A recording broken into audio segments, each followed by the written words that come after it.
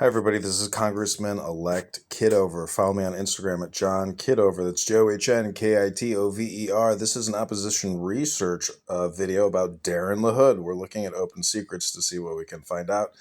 This is the 2024 cycle. He's in the leadership pack for the Abraham Lincoln PAC.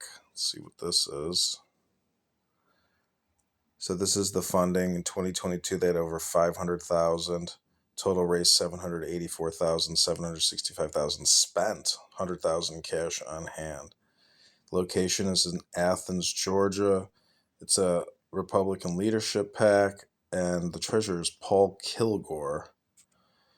So whoever Paul Kilgore is, Darin LaHood is connected to him. The full disclosure is almost $1 million. The net worth of LaHood is at about $575,000. He's got a $250,000 liability, it says.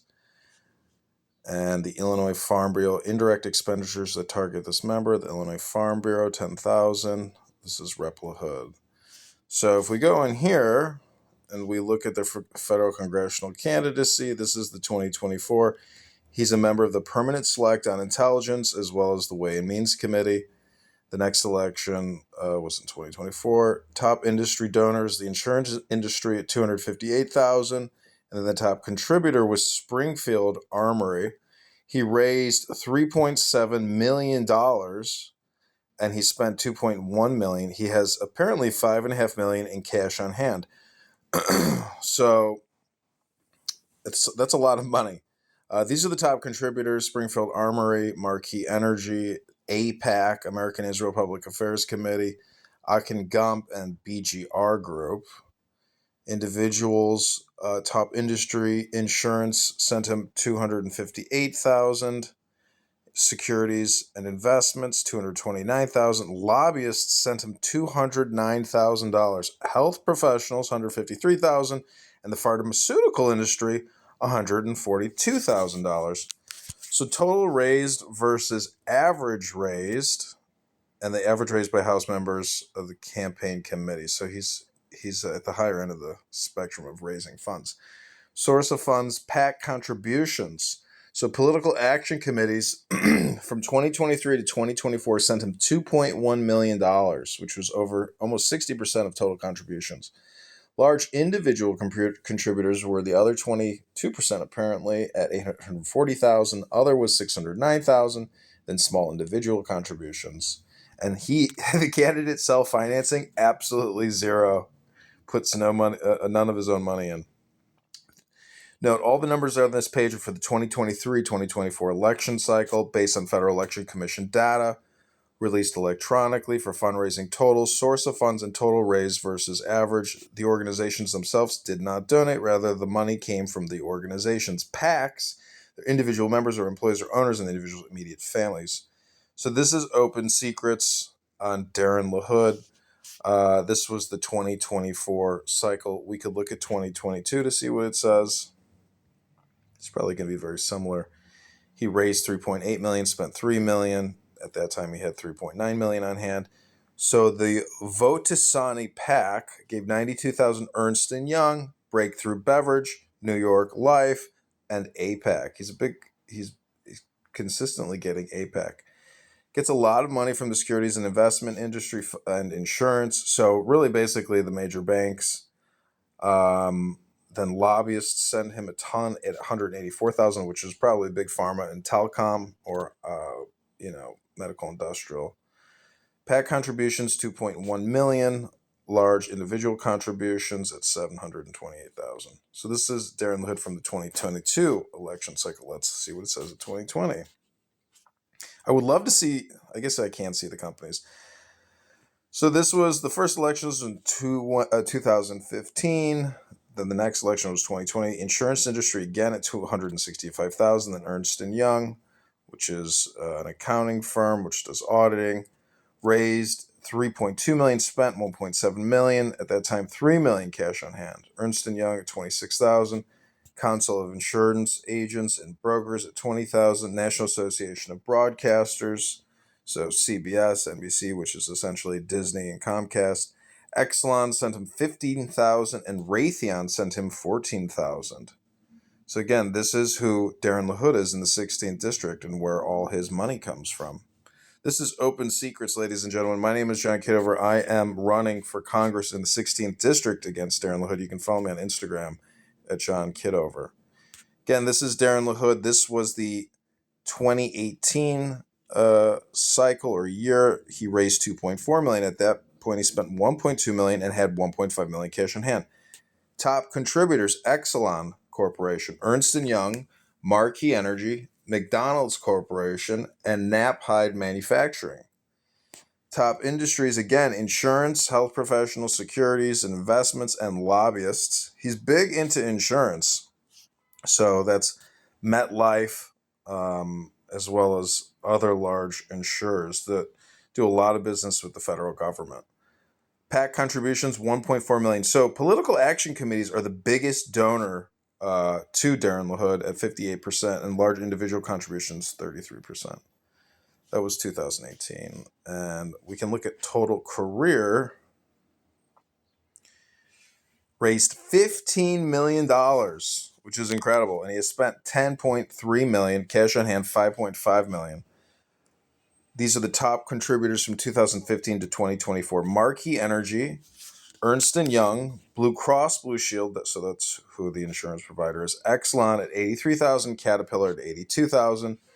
Top industries: insurance, securities and investments, health professionals, lobbyists, $670,000. So insurance, you can see here, the total is $1 million. Individuals, $139,000, but the PACs gave $945,000. So the insurance really is Blue Cross Blue Shield, Aetna, Cigna. These are the big contributors to Darin LaHood. So Darin LaHood is really if anything, he's a big insurance lobbyist. So this is who he is, Darin LaHood. Do not vote for Darin. It said today in the news that he's going to be running for Senator Dick Durbin's seat.